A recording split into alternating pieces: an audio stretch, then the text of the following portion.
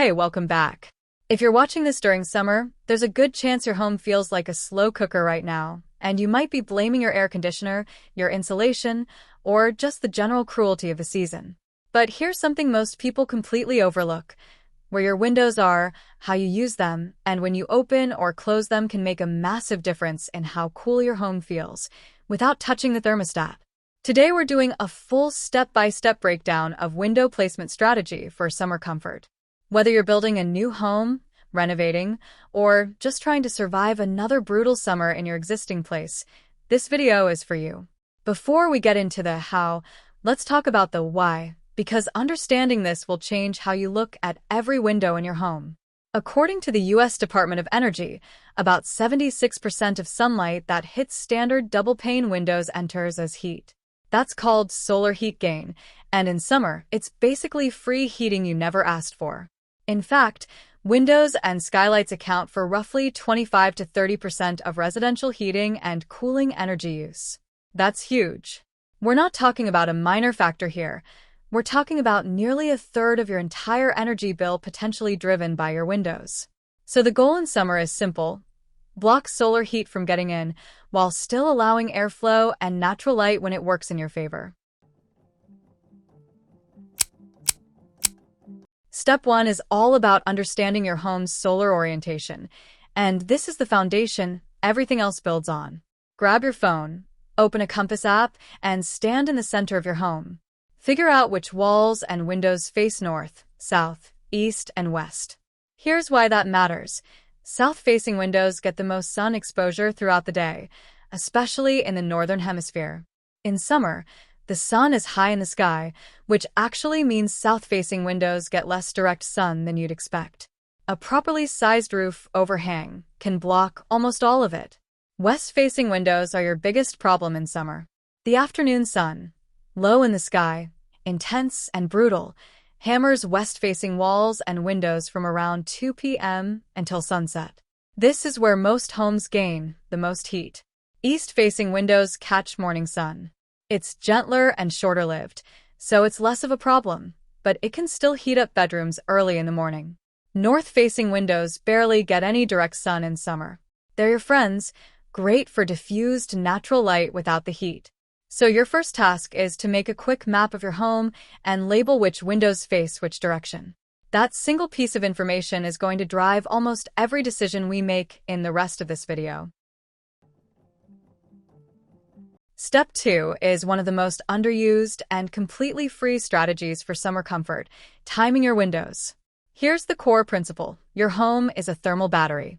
Overnight, when outdoor temperatures drop, you can charge it with cool air. Then during the day, you lock that coolness in by keeping everything closed and shaded.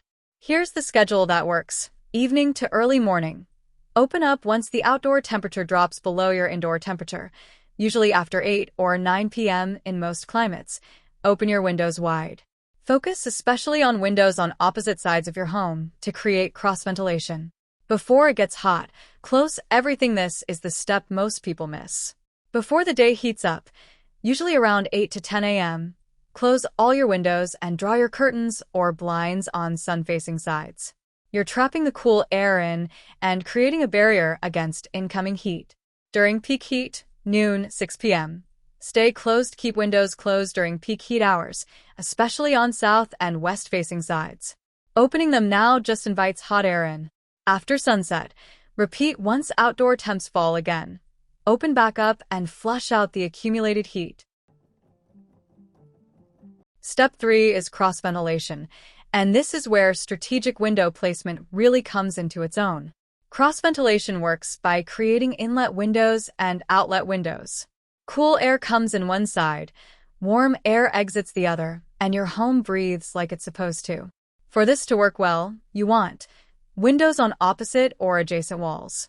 Not all windows on the same wall. That barely moves any air. A pressure difference. Air moves from high pressure to low pressure. You can help this along by opening smaller windows on the inlet side and larger windows on the outlet side.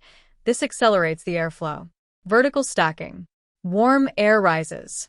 If you open a lower window on the cool side and a higher window or vent on the warm side, like a clear story window or a skylight vent, You get what's called the stack effect, and it dramatically increases airflow even when there's no wind.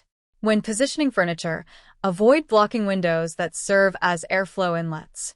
Even a large couch pushed against the wrong window can kill your ventilation. Step 4 is shading, and here's the key insight. Exterior shading is far more effective than interior shading. When sunlight passes through your glass and hits an interior blind or curtain, most of the heat is already inside your home. You're just diffusing it a little. Exterior shading blocks that heat before it ever crosses the glass. Here are the best exterior shading options. Roof overhangs, the best permanent solution. A properly calculated overhang can block the high summer sun while still letting in lower winter sun. This is something to plan carefully if you're building or renovating. Exterior awnings. Retractable awnings on west and south-facing windows are incredibly effective. Studies show they can reduce solar heat gain through windows by up to 65 to 77%. Exterior shutters or solar shades. Roll-down exterior shades block sun while still allowing airflow. Popular in Mediterranean climates for a reason. Shade trees and climbing plants. A deciduous tree planted on the west or southwest side of your home provides shade in summer and lets sun through in winter when it loses its leaves. Nature's perfect seasonal solution. If you can't do exterior shading right now, interior options still help. Cellular shades, great insulation, moderate heat blocking.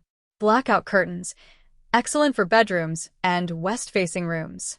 Reflective or lowy window film, applied directly to glass.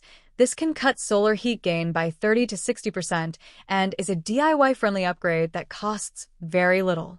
The rule of thumb: the lighter and more reflective the color, the better it reflects heat. White or silver blinds outperform dark colors every time.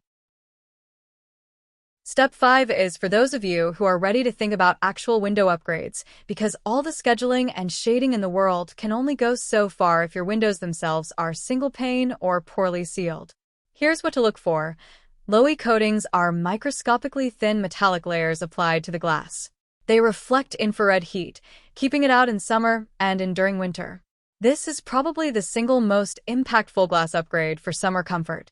Look for windows with a low solar heat gain coefficient, SHGC. For hot climates, you want an SHGC below 0.25. The lower, the better for blocking summer heat. Double or triple pane glass. Double pane windows have an insulating gas, usually argon, between two panes of glass. They dramatically reduce heat transfer compared to single pane. Triple pane goes even further, though the cost benefit is more relevant in extreme climates. Proper sealing and weather stripping. Even great windows fail if they're not properly sealed. Check every window for gaps, cracked caulk, or worn weather stripping.